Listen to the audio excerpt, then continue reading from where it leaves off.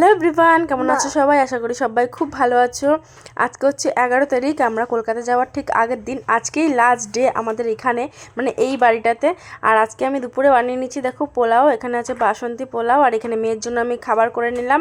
আর চিকেনটা রান্না করলেই আজকের মতো রান্না শেষ। এখানে চিকেনটা ম্যারিনেশন করে রেখেছি, আর এখানে দেখো কষাতেও বসিয়ে দিয়েছি। আর পোলাওটা আগেই রেডি হয়ে গেছে। আর এখানে এখন চলছে হচ্ছে ব্যাগ প্যাকিং। যেহেতু কালকে আমরা চলে যাব, 12 তারিখ ভোরবেলায় বাড়ি থেকে বেরোবো, তার জন্য প্যাকিং চলছে। এখানে এতগুলো মশলাপাতি সব বেঁচে গেছিলো, এগুলো তো আর বাড়িতে নিয়ে যাওয়া যাবে না, তার জন্য এখানে সব প্যাকেট করে রেখে দেওয়া হলো, কেউ এসে পরে নিয়ে যাবে। এই যে কত মাসে সব বাছাই করে করে ফেলছে কোনটা নেওয়া হবে কোনটা নেওয়া হবে না সেগুলো। আর আমি ভাবছিলাম এই বোতলটা বাড়ি থেকে নিয়ে এসেছি, আবার নিয়ে চলে যাব, কিন্তু দেখলাম নিচে একটুখানি ফেটে গেছে, তাই আবার ফেলে দিলাম। যাই হোক, এগুলো সব বেস্ট, এগুলো সব রেখে দিলাম। আর রসুন শুনলাম নাকি বাড়িতে 600 টাকা কিলো, তাই ভাবলাম রসুন আর ফেলে রাখা যাবে না, আর জন্য রসুনটাকে নিয়ে যাওয়ার জন্য প্যাকেটের মধ্যে বললাম। আলটিমেটলি কিছুই আনতে পারিনি, সব ফেলে এসেছিলাম। সকাল 10টা থেকে ব্যাগ গোছানো চলছে আমাদের, এখনও 80% কেবল গোছানো হয়েছে, বাকি এখনও 20% বাকি আছে। আর একটা ট্রলির ওজন হচ্ছে প্রায় 2 কিলো 4 কিলো করে, তার জন্য এই বরমশাই বুদ্ধি করে পেটির ব্যবস্থা করেছে। আর এখন দেখো ভোরবেলা উঠে গেছি, একদম বাইরে ঘুটঘুটে অন্ধকার, পুরো 4:30 বাজে। উঠে আগে রেডি হয়ে নিয়েছি, আমি স্নানটা করিনি, কারণ এই ঠান্ডায় স্নান করলে একেবারে শেষ। যাই হোক, ব্যাগপত্র সব গোছানো হয়ে গেছে, এই যে ব্যাগ লাস্ট ফিনিশিং চলছে, চেন আটকালে হয়ে যায়। আর বিছানা টিছানা তো দেখলে সব গুটিয়ে প্যাকেজিং করে নিয়েছে, আর আমি পুরোপুরি রেডি হয়ে গেছি। এই শার্টটা অর্ডার করেছিলাম মিশো থেকে। যাই হোক, লাস্টে আবার মাপাঝুপি চলছে, ফাইনাল টাচ দেওয়া হচ্ছে যাতে কোনো প্রবলেম না হয়। আর এই যেমন মাম্মামকে রেডি করে নিয়েছি, ও তো এত সকালবেলা উঠে ভীষণ ক্লান্ত। আর বাইরে আমরা ওয়েট করছিলাম গাড়ির জন্য কখন আসবে, এই প্রথমবার যেন আমি পুরো টাইমলি রেডি হয়ে গেছি। যাই হোক, বরমশাই অনেক হাতে হাতে কাজ করে দিয়েছে, ও টিফিনটা বানিয়ে নিয়েছিল, বাড়ি থেকে করে নিয়ে যাওয়া হচ্ছে একটুখানি ডিম টোস্ট আর কিছুটা ফল নিয়ে নিয়েছি, যাতে মেয়েটাকে রাস্তায় বসে খাওয়াতে পারি। আমাদের ট্রেন ঠিক 7:30টার সময়, আর এখন 7টা বাজে, গাড়িও চলে এসেছে, গাড়িতে উঠে পড়ার পালা। আর এখান থেকে স্টেশন যেতে মাত্র 10 মিনিট লাগে গাড়িতে। আর অনেকটা আনন্দ হচ্ছে, ঠিক 1 বছর পর বাড়িতে পৌঁছাবো, আর অনেকটা খারাপও লাগছে যে 1 বছর এই বাড়িটাতে ছিলাম, ছেড়ে চলে যাচ্ছি। যাই হোক, এখানে সমরদা নিখিলদা আমাদেরকে এগিয়ে দিতে এসেছে প্ল্যাটফর্মে, আর এখানে কর্তামশাই গেছে প্ল্যাটফর্ম টিকিট কাটতে। তারপর স্টেশনের মাথার দিকে হাঁটতে হাঁটতে চলে এলাম, যাতে আমাদের ট্রেনের কামরাটা ঠিক আমাদের সামনেই পড়ে। তারপর ট্রেনে উঠে গেলাম, আর কর্তামশাই এখানে চিন্তা করছিল লাগেজগুলোকে কোথায় গ্যারেজ করা যায়। তারপর লাগেজগুলোকে গ্যারেজ ট্যারেজ করে আমরা আমাদের সিট নিয়ে একটু বসে পড়ছিলাম। আর আমার মাম্মামকে দেখো অনেকটা টায়ার্ড আর অনেকটা ক্লান্ত, ও উঠে সাথে সাথে ঘুমিয়েও পড়েছিল, দেখছো তোমরা, চোখ ছোট হয়ে এসছে। তারপর এবার নামার পালা, কর্তামশাই ব্যাগগুলো নামিয়ে নিচ্ছে। অনেকটা চিন্তাও হচ্ছিল যে এতগুলো ব্যাগ নিয়ে মেয়েটাকে নিয়ে কীভাবে আমরা নামবো। তো যাই হোক, ফাইনালি আমরা নেমে গেছি, কোনো অসুবিধা হয়নি। আর কর্তামশাই ওই যে পেটিটাকে মাথায় নিয়েছিল, আর আমি দুটো ব্যাগ নিয়েছিলাম, একটা ছোটো ব্যাগ আর ওই কালো ট্রলিটা। আর মেয়ের একটা হাত ধরে এভাবে টুকটুক করতে করতে ওভারব্রিজটা পার হয়ে চলে গেছিলাম। কষ্ট হয়নি তা না, কষ্ট কিন্তু হয়েছে, কিন্তু কি আর করা যাবে। তারপর একটা দোকানে ঢুকলাম কিছু খাবার উদ্দেশ্যে, ভাতের কোনো আইটেম ছিল না, তাই এখানে নিয়ে নিয়েছিলাম পরোটা আর ডিমের কারি আর ঘুগনি।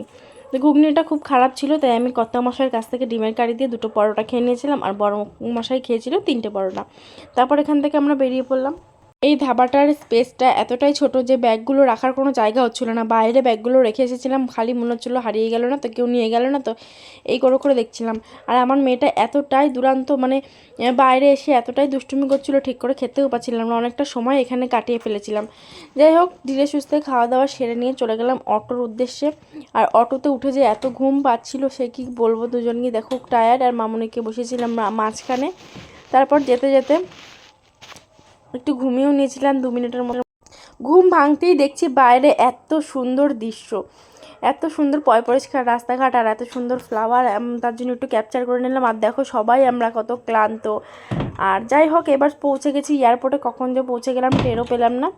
এবার ভেতরে ঢোকার পালা। আর মেয়েটাকে একবার যদি হাত ছাড়লাম কি ছাড়লাম না, এদিকে দৌড়চ্ছে ওদিকে দৌড়চ্ছে, ভীষণ অসুবিধা হয়ে যাচ্ছে ব্যাগগুলো নিয়ে আর ওকে নিয়ে। এইভাবেই আমাদের জার্নিটা ছিল আজকের। তারপর এখান থেকে একটা ট্রলি নিয়ে ব্যাগগুলোকে সাজিয়ে নিয়ে আমরা চললাম বোর্ডিং বাসের উদ্দেশ্যে, ভেতরে যাওয়ার উদ্দেশ্যে। দেখতেই পাচ্ছ তোমরা, দেখো মেয়েটা বারবার এদিকে চলে যাচ্ছে ওদিকে চলে যাচ্ছে। অনেকটা টেনশন হচ্ছিল, যেহেতু আমাদের ব্যাগের ওয়েট হওয়ার কথা ছিল 40 কিলো, সেখানে আমাদের 50 কিলো ছাড়িয়ে গেছিলো।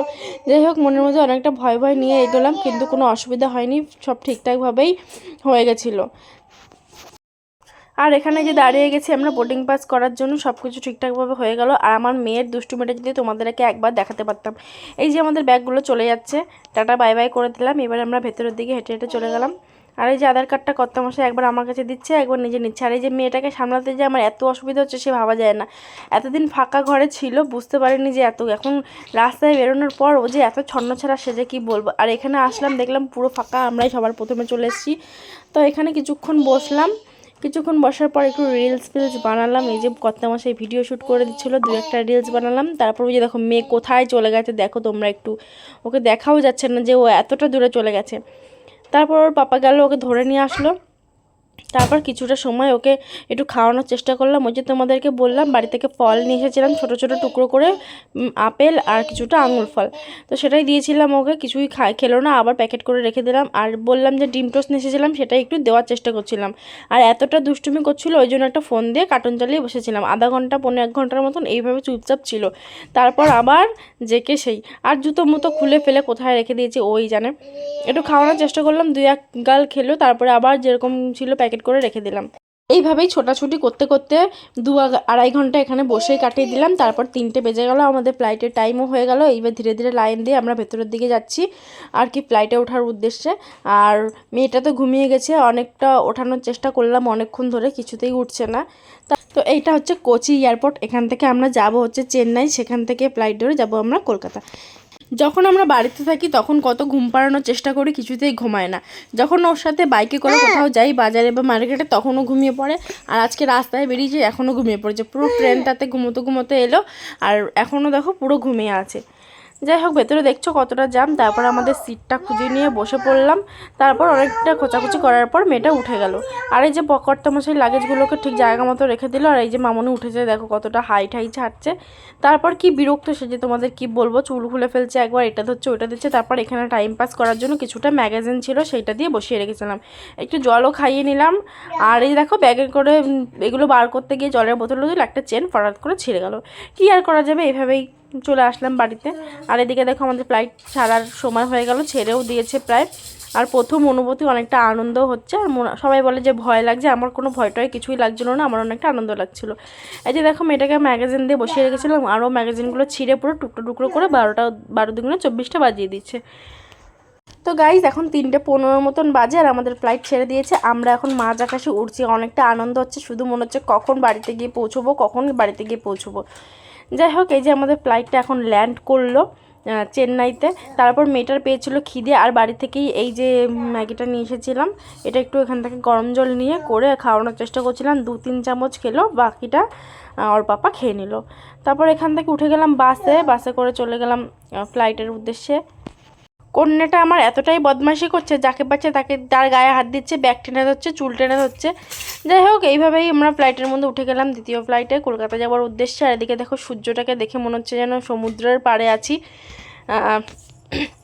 ফ্লাইট ছাড়ার সময় হয়ে গেল 4টে, 4:30 নাগাদ ফ্লাইট ছেড়েছে। দেখো আমাদের ফ্লাইট উঠতেও শুরু করেছে। এইবার আমরা কলকাতা পৌঁছে যাব। অনেক অনেক আনন্দ হচ্ছে আর অনেক খুশি লাগছে, মনে হচ্ছে যেন কখন পৌঁছবো।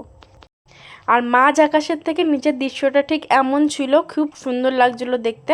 তারপর কিছুক্ষণ পরে সব সাদা হয়ে গেল, আর কিছুই দেখতে পেলাম না। তারপর একটা টানা ঘুম দিলাম, একদম দমদম এয়ারপোর্টে গিয়ে ঘুম ভাঙলো। কি অপূর্ব দেখতে লাগছে, তাই না গাইস? যাই হোক, আমরা দমদমে এয়ারপোর্টে পৌঁছে গেছি। এবার আমাদের নামার সময় এই ক্লিপটা আমি তুলে নিয়েছিলাম। এবার আমাদের ফ্লাইট ল্যান্ড করে গেছে। এইবার ধীরে ধীরে আমরা আবার বাসে করে বাইরে বেরিয়ে এলাম। এবার এখান থেকে আমাদের লাগেজগুলোকে কালেক্ট করার পালা। এখানে দাঁড়িয়েছিলাম বেশ 15-20 মিনিট ধরে। তারপর চলে গেলাম টয়লেটে, ওয়াশরুম থেকে ফ্রেশ হয়ে এলাম। আর মেয়েটা নামার আগে আগে এতটাই চিৎকার করছিল, কিছুতেই থামাতে পারছিলাম না। সারাদিনে কিছু খাওয়া হয়নি, ঘুম হয়নি ঠিক করে।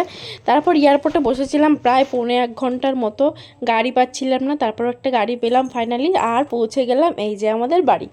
সবাই আমাদের জন্য ওয়েট করছিল রাত জেগে। তো ধীরে ধীরে বাড়ি পৌঁছে গেলাম, আর আমার মেয়ের চিৎকারও শুরু হয়ে গেল। একে একে ঘর থেকে সবাই বেরিয়ে এলো। এই যে প্রথমেই চলে এলো আমার ছোট ননদ, তারপর একে একে চলে এলো সব ভাগনারা, এই যে জামাইবু। যাই হোক, সবাইকে জানাই গুড নাইট। ভিডিওটা ভালো লাগলে অবশ্যই লাইক, কমেন্ট, শেয়ার। দেখা হচ্ছে পরের কোনো ভিডিওতে, ততক্ষণে টাটা বাই।